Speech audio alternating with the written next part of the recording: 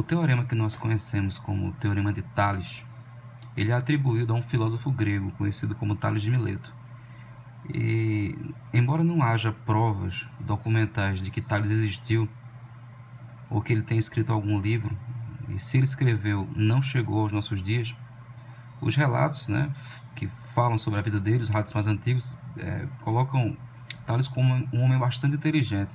Ele teria medido a altura da pirâmide de Quéops, ele também teria previsto eclipses.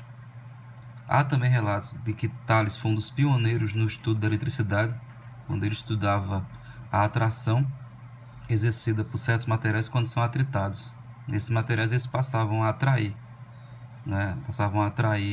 pequenos objetos, né? Ele usava bastante o âmbar, que é um tipo de resina fóssil, e que quando é atritado ele costuma atrair pequenos objetos, pelos de animais. E essa relação, como eu falei, a gente não tem uma prova material que Tales realmente a descobriu, né? Então, essa relação, ela trabalha sempre com um fecho de retas que é paralelo. E é muito importante frisar isso. A relação de Teorema de Tales, ela necessita que as retas envolvidas elas sejam paralelas. Você precisa ter um fecho de retas paralelo. Aqui, no caso, as retas R e ST. Essas retas são cortadas por duas transversais, U e V, e os segmentos que se formam a partir dessas retas transversais, cortando as paralelas, eles são proporcionais, eles guardam a proporção, e a gente pode usar essa proporção para resolver diversos problemas, tanto na matemática quanto na física. E se as retas não forem paralelas, essa relação de proporção ela deixa de existir. Então a gente vai demonstrar agora com esse pequeno exemplo, depois a gente vai fazer uma outra questão. Então o que a gente observa aqui, a gente tem um segmento de 200 metros, um de 400, aqui um de 500, e a gente quer achar esse de x, certo? Então há várias formas de montar, na realidade, né? Há várias maneiras de montar as frações, né? Já que a gente vai usar proporção, a gente vai usar fração. Então há várias maneiras de montar. Uma das maneiras mais práticas é você aproveitar a posição que os próprios números estão no desenho e já montar as duas frações. Então eu vou fazer o seguinte, eu vou montar e vou escrever que 200 está para 400, assim como x está para 500. É uma relação mais rápida para a gente não ter muita dor de cabeça. Mas há outras comparações que eu poderia fazer. Por exemplo, eu poderia escrever que 200 está para x, assim como 400 está para 500, por exemplo. Ou ainda eu poderia escrever assim: 200 está para a soma de 200 mais 400, que é 600.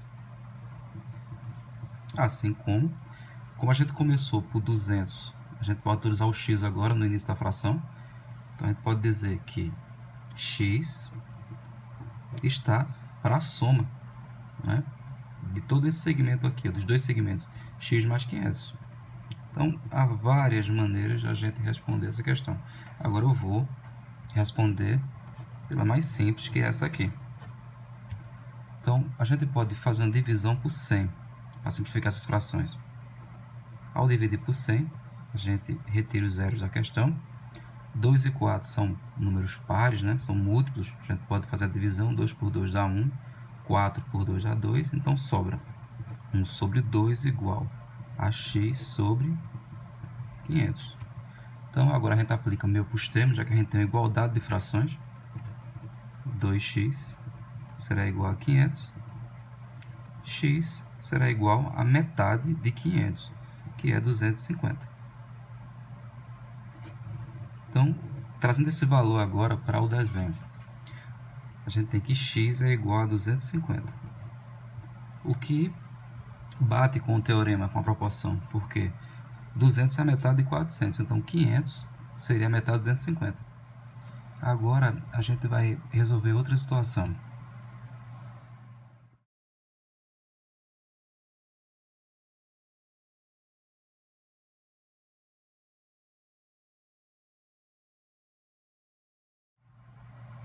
Essa é uma aplicação do Teorema de Tales. O Teorema de Tales ele pode ser aplicado para resolver questões que trabalham com semelhança de triângulo. Então a gente tem a garota Raquel com 1,50 m de altura. A distância entre Raquel e esse ponto é 2,50 metros. E de Raquel para a árvore, 5,50. A gente quer achar a altura de Raquel. Ou melhor, a altura da árvore, né? A altura da árvore é o X. Então, a gente pode utilizar aqui proporção para comparar esses dois triângulos, né? Eu gosto sempre de desenhar separadamente os dois triângulos para fazer a comparação, para evitar utilizar valores incorretos, sabe? A gente tem o primeiro triângulo, que é formado por Raquel, né, e por essa extensão aqui e essa. Então, a gente está vendo que essa base daqui tem 2,50 e a altura 1,50. Esse outro triângulo, ele é formado pela árvore e pela distância até esse ponto, né, e por esse segmento daqui. A gente vê que o comprimento total desse segmento é 2,50 com 5,50, né? Isso aí vai dar 2,50, 7, vai dar 8. A gente vai ter aqui 8 metros de X. Então é muito importante, porque é muito comum a pessoa montar erradamente a fração usando 5,50 como valor. Só que a gente tem que se atentar, porque a gente tem que usar a distância daqui para cá. E daqui para cá é 2,50 mais 5,50, que dá 8. Então, baseados nisso, a gente monta agora as frações, sempre comparando os lados proporcionais, viu? Você pode ver claramente que aqui a gente tem uma ramificação do teorema de Tales, olha. A altura da árvore e a altura de Raquel, a gente está admitindo que são paralelas. E aqui a gente tem o feixe, né, o feixe paralelo, e aqui as duas retas transversais cortando.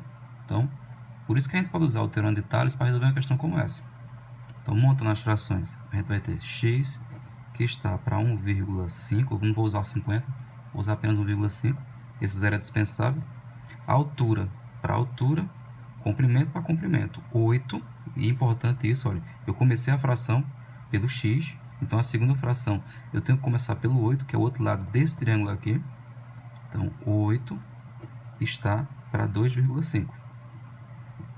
Meio para o extremo, 2,5x será igual a... Quando eu multiplico 1,5 com 8, eu obtenho 12. E agora só é dividir. X igual a 12 dividido por 2,5, que vai me dar a solução da questão. O nosso x será igual a 4,8 metros. Essa é a altura da árvore.